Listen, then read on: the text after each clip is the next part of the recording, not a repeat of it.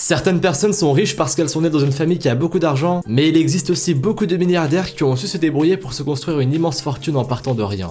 Entre ceux qui ont su faire les bons investissements au bon moment et ceux qui ont eu une idée de concept géniale pour bâtir leur propre entreprise, ces personnes ont toutes commencé leur carrière sans argent. Nous allons en voir quelques exemples dans cette vidéo. Mais avant ça, bonjour à tous, c'est Monsieur Faucon et on se retrouve pour voir les milliardaires qui sont partis de rien. Juste avant, pensez à laisser un petit pouce bleu, à vous abonner à la chaîne et à activer les notifications en cliquant sur la petite cloche pour être au courant des sorties des prochaines vidéos. Numéro 1. Nous connaissons tous la chaîne américaine de café Starbucks, et d'ailleurs, vous avez probablement déjà pris une boisson dans l'un des établissements de la marque au moins une fois. Avec une telle renommée, on peut facilement comprendre pourquoi le fondateur de cette marque est aujourd'hui milliardaire, mais ce que vous ne savez pas, c'est qu'il n'a pas toujours été riche. Et oui, l'ancien PDG de Starbucks, Howard Schultz, est né à New York dans une famille très pauvre. Son père était chauffeur routier et la famille vivait dans un HLM. Malgré cela, Howard Schultz a réussi à aller à l'université, et c'était d'ailleurs le premier de sa famille à faire des études supérieures. C'est grâce à son très bon niveau en basketball que le jeune Howard Schultz a pu obtenir une bourse pour aller étudier à l'université du Michigan. Il avait soif d'apprendre, et n'hésitait pas à poser des questions et observer la vie des usines et des entreprises. C'est comme ça qu'il est allé dans l'usine de café Starbucks à Seattle. Cette visite a changé le cours de sa vie, puisque Howard Schultz a réussi à devenir le directeur marketing de l'usine. Il a ensuite eu l'idée de développer une chaîne d'établissements où l'on pourrait goûter le café Starbucks, et aujourd'hui, c'est l'une des enseignes de café les plus connues au monde. Numéro 2. L'homme d'affaires espagnol Amancio Ortega est aujourd'hui connu dans le monde entier. Si vous n'avez jamais entendu son nom, vous avez en revanche forcément déjà entendu parler des magasins de vêtements Zara, dont il est le fondateur. En 2019, il a été classé le 6e homme le plus riche du monde, avec une fortune de plus de 18 milliards de dollars, et pourtant ce n'était pas gagné. Et oui, cet homme est né dans un milieu assez pauvre. Son père était cheminot et sa mère ne travaillait pas afin de pouvoir s'occuper de ses enfants. Avec seulement le maigre salaire du père, la famille ne gagnait pas suffisamment d'argent et le jeune Amancio Ortega a dû arrêter l'école à l'âge de 14 ans pour trouver un travail. Il est alors devenu coursier pour un magasin de vêtements et cela lui a permis de se découvrir une passion pour le monde de la mode. Il a ainsi appris à coudre et à l'âge de 27 ans, il lançait sa propre marque de peignoirs, Goa. Plus tard, il décida d'élargir ses collections au-delà des peignoirs. C'est comme ça qu'il a lancé la marque Zara en 1975. Depuis, son entreprise n'a pas cessé d'avoir du succès et de faire du chiffre. Et aujourd'hui, Amancio Ortega n'a plus à s'inquiéter de savoir s'il va pouvoir manger au dîner. Numéro 3. Comme Starbucks et Zara, IKEA est aussi une marque que tout le monde connaît. C'est le Suédois Ingvar Kamprad qui a fondé l'entreprise. Depuis l'enfance, cet homme a toujours eu le goût des affaires, et il a commencé très jeune à vendre beaucoup de choses différentes. Par exemple, il vendait des allumettes ou des décorations de Noël pour se faire de l'argent de poche. Et c'est ce qui lui a permis de s'acheter son premier vélo. En 1943, il a voulu créer sa propre entreprise et a décidé de l'appeler IKEA. Le I correspond à la première lettre de son prénom, le K à la première lettre de son nom, le E au nom de la ferme où il a grandi, Elmtarid, et enfin le A au nom de son village de naissance, Agunarid. Au départ, IKEA vendait des stylos, de la maroquinerie et du linge et pour trouver des acheteurs, Ingvar Kamprad devait faire du porte-à-porte. 4 ans après la création de son entreprise, il a décidé de vendre aussi des meubles en kit. C'est là que IKEA a vraiment décollé et a commencé à se faire connaître à travers le monde entier. Aujourd'hui, les meubles en kit sont les principaux articles que l'on peut trouver dans un magasin IKEA. Ingvar Kamprad possède une fortune de plus de 22 milliards de dollars et qui d'ailleurs est la 5e plus grosse fortune au monde. Numéro 4. Certains font fortune en vendant des objets de service. Quant à Oprah Winfrey, elle est devenue extrêmement riche en se produisant à la télévision. Lorsqu'elle était enfant, Oprah Winfrey n'aurait jamais cru qu'elle pourrait devenir la première femme afro-américaine milliardaire. Elle était à l'époque élevée par sa mère et sa grand-mère, qui toutes les deux travaillaient mais ne gagnaient pas beaucoup d'argent. La mère d'Oprah Winfrey était femme de ménage et sa grand-mère était fermière. La petite Oprah devait s'habiller avec des sacs de pommes de terre tellement sa famille manquait d'argent. Cependant, elle a appris à lire très tôt et se rendait souvent à l'église où elle participait à des récitals. Elle était donc une enfant cultivée qui, dès son plus jeune âge, aimait déjà prendre la parole devant un auditoire. Élue Miss Black Tennessee lorsqu'elle avait 19 ans, la jeune fille a ensuite tenté sa chance dans le monde du showbiz et a rencontré beaucoup de succès. À 32 ans, elle était déjà millionnaire. Aujourd'hui, sa fortune est estimée à plus de 2,7 milliards de dollars. Numéro 5. Qui n'a pas lu la saga Harry Potter écrite par l'anglaise Joanne Kathleen Rowling? Aujourd'hui, la romancière possède une fortune d'à peu près 1 million de dollars. Et pourtant, elle était très pauvre avant de publier le premier tome des aventures d'Harry Potter. Et oui, la jeune femme vivait seule avec sa fille après son divorce, et elle ne pouvait compter que sur les allocations qui lui étaient versées par le gouvernement du Royaume-Uni. Elle devait parfois se priver de manger pour pouvoir nourrir un minimum son enfant. Mais malgré cela, elle garda un peu d'énergie pour écrire l'histoire de l'apprenti sorcier Harry, qu'elle lisait ensuite à sa fille avant de dormir. Un jour, elle décida de publier son histoire, et vous connaissez la suite. Elle a effectivement bien fait de tenter sa chance. Numéro 6. Vous ne connaissez peut-être pas l'histoire de Steve Jobs. Avant de devenir le businessman milliardaire que tout le monde connaît, il était un adolescent comme les autres qui avait du mal à joindre les deux bouts. Il n'a même pas fini ses études, pour la simple et bonne raison qu'il ne pouvait pas finir de payer l'université.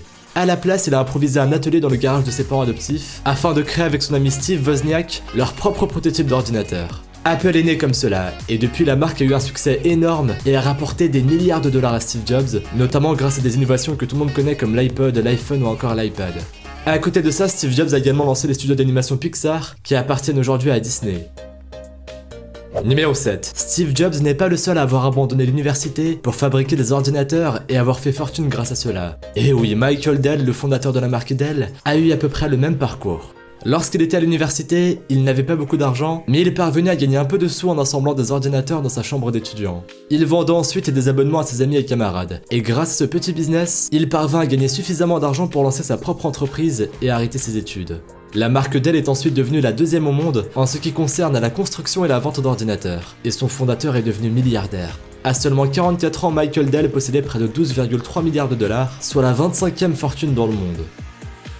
Numéro 8. Le milliardaire John Paul DeJoria n'a pas eu une enfance facile. En effet, il est né dans une famille très pauvre qui n'avait absolument pas les moyens de s'occuper de lui. Mais s'il a aidé ses parents dès son plus jeune âge en vendant des cartes de Noël et des journaux, il a quand même fini par être placé dans un foyer. Cependant, il n'y est pas resté longtemps puisqu'il a fini par suivre un gang qui vivait dans la rue.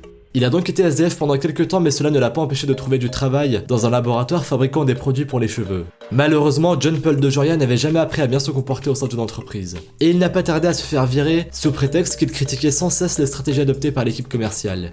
Malgré cela, il ne s'est pas découragé, et il a emprunté à la banque 700 $ afin de pouvoir monter sa propre entreprise de produits pour cheveux. Depuis, il a largement pu rembourser les 700 $ qu'il avait empruntés. Sa compagnie John Paul Mitchell Systems a eu beaucoup de succès, et aujourd'hui il possède près de 2,5 milliards de dollars.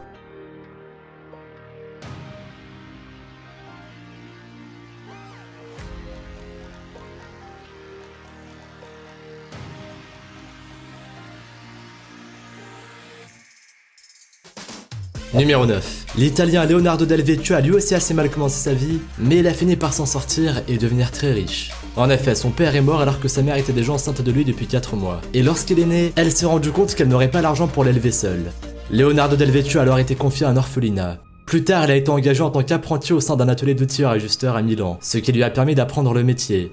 Après cette expérience, le jeune Leonardo Del Vecchio a voulu lancer sa propre entreprise et il a décidé à la fin des années 1960 de fonder Luxottica, une société fabriquant des montures pour lunettes.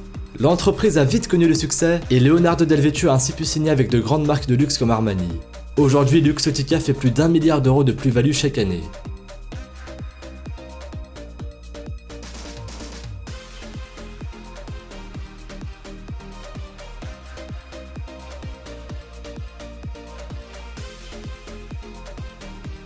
Numéro 10. Vous n'allez pas le croire, mais c'est grâce à la dot qu'il a reçue à son mariage que le russe Roman Abramovich a pu devenir un milliardaire. Et oui, lorsqu'il avait 4 ans, il s'est retrouvé orphelin et ce sont ses oncles qui l'ont élevé. Lorsqu'il a été en âge de travailler, Roman Abramovich a été embauché comme mécanicien dans une usine. Mais ce boulot lui permettait à peine de vivre. Lorsqu'il s'est marié, il reçut en cadeau 2000 roubles et il décida de les utiliser intelligemment en les investissant. Du coup, il misa cet argent sur le marché noir du parfum et cela lui rapporta du profit qu'il investit à son tour dans le marché des jouets. De fil en aiguille, Roman Abramovich investit dans différents secteurs. Et c'est notamment l'achat de la compagnie pétrolière Sibneft qui lui a permis de véritablement faire fortune, puisqu'il parvint à le revendre pour 13 milliards de dollars.